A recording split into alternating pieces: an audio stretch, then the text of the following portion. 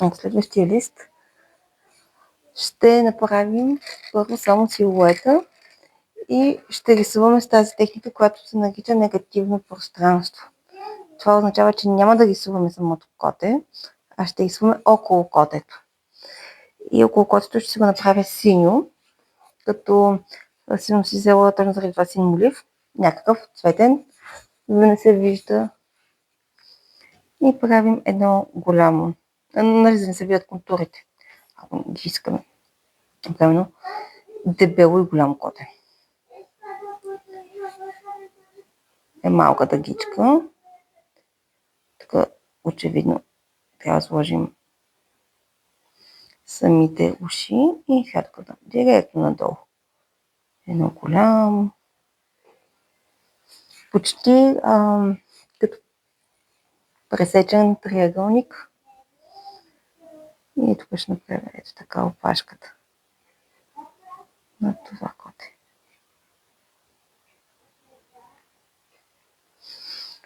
И го оставям по този начин. Даже за да разберете идеята на котачето, ще направя отново тук лапите по същия начин. Може да са едно до друго, може да са по-раздалечени. Ще виждат лекичко. Сега това коте, неговата идея е да бъде малко сърдито.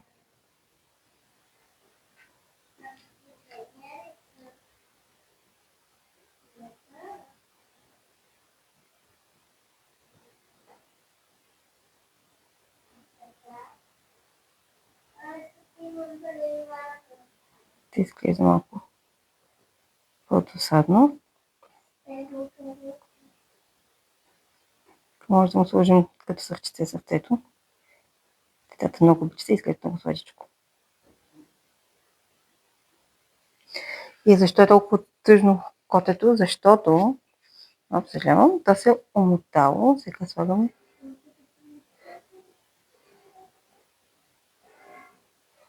в коледните светлинки.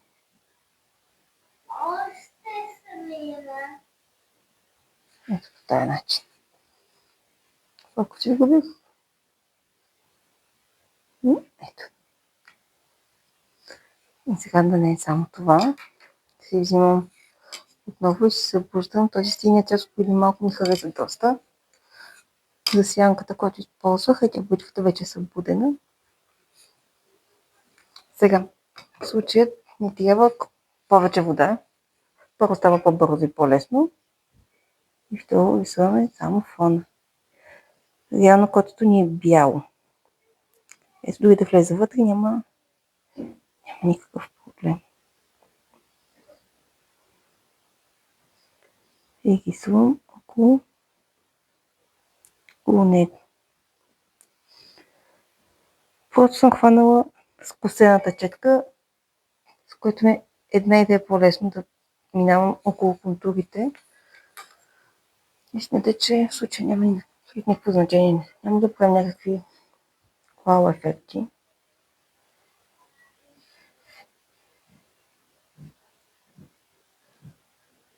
Това съм го пробвала с няколко деца, тези тип котета да ги правим.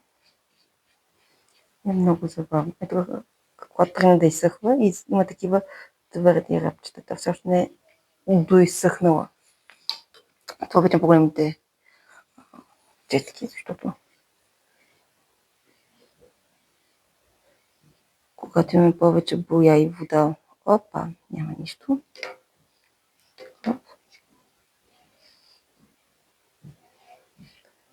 По-лесно се изчиства.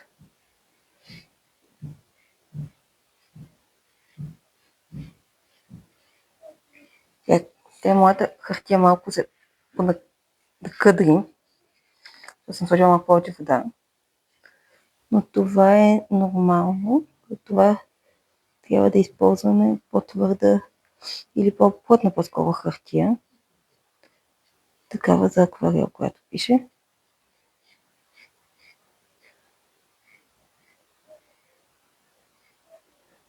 Може фона да не го правим с толкова много вода, но тогава ще не отнеме повече време.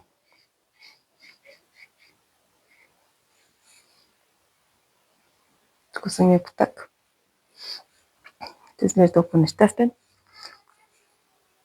Аз често казвам, бих му сложил малко си ни учи.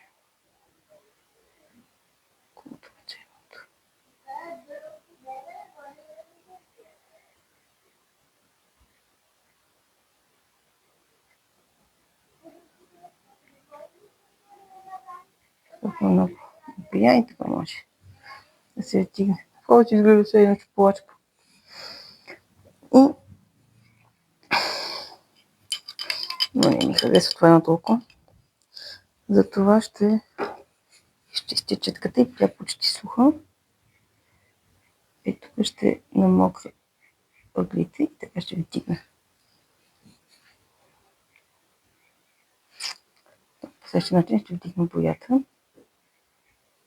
и ще умекотя долните ъгли. Така става 3D ефект. Тя виж химикалът ми. Сега ще се поизтрим. Нищо. Това означава, че просто ще трябва да сложим още малко черничко след малко. Така ще сложа една точка само синя боя отгоре. Ако се разтече, разтече. И сега всъщност с тази синя боя и другите ще сложим коледните лампички. Колкото по-шарено, толкова по-готино. Започвам с синято, защото просто ми се бои на буличката. И продължавам към следващите цветове. Тук си е вашето усещане. Какво точно искате да бъде. Отново червеничко, като ще му сложа даже и на малкото мисленце.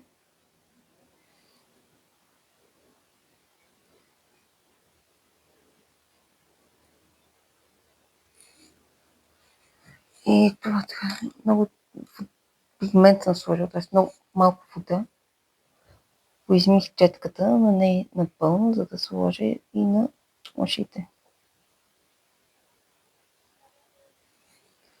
Това е бяла маца. Понеже там се вижда, че доста... ако използвате акварел, т.е. водни булички и слагате повече вода, не толкова много да е само булички, за да бъде красиво, разбира се. Имайте предвид, че то ще изсветлее най-накрая. Аз защото искам да се наистина бледо розово, когато изсъхне.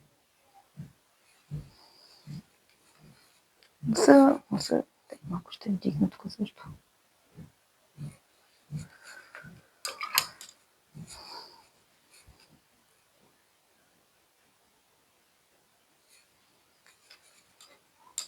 Сега ще почка църтен. Какъв още цвет? Зелено ми се струва доста подходящо. Сега зеленото е хубаво да го сложим близо до червеното. Защото те са противоположни цветове и ще си помагат един на друг. По същия начин сега търся лилавото и го слагам близо до жълтото.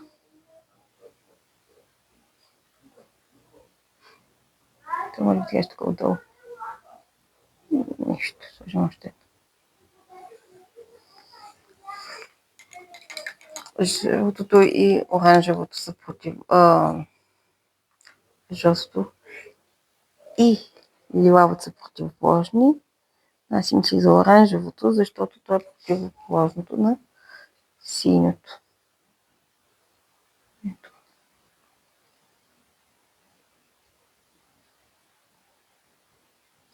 Да си направих по различен начин четката.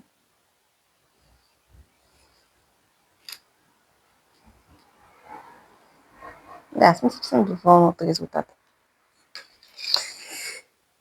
И от тук, къде да сложим малко Сладничко.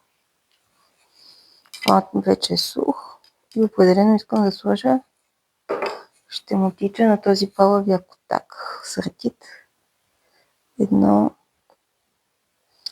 ореолче ще му сложа. Ето ореолчето.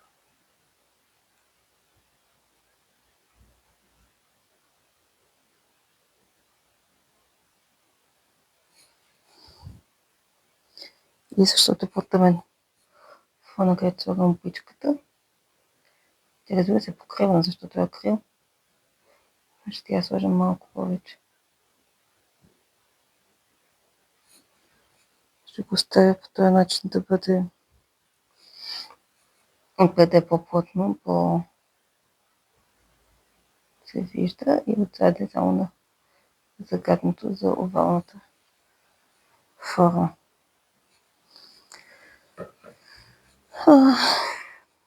Добре. Вижте. Проблема е с ръка, трябва да сме почти абсолютно сигурни, защото ако не е сухо или сме оставили някакво балонче там, ще го размажем и може да стане грозно. Не за друго, както казах, черното. Значи черното трябва много да се внимава. Да не натежи рисунката. Това без черни боички. Ако нещо трябва да се затъмни, по-скоро с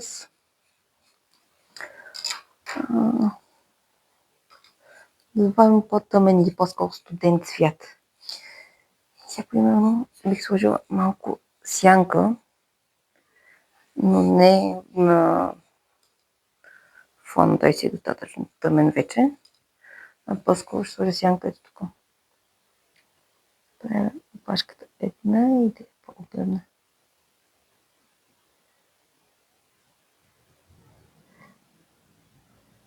Изглежда по-обемна самата опашка. И тук едната граница изглежда много ръбчето е много твърдо. Трябва да бъде по-меко. По-приливащо се. Слагам вода и вдигам. Първо слагам вода и после вдигам. Но само в крайчета. По този начин. Тя почва да изглежда малко по чак толкова много.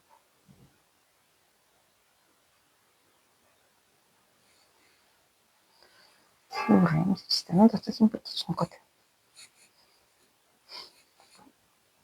Тъжно плачещо.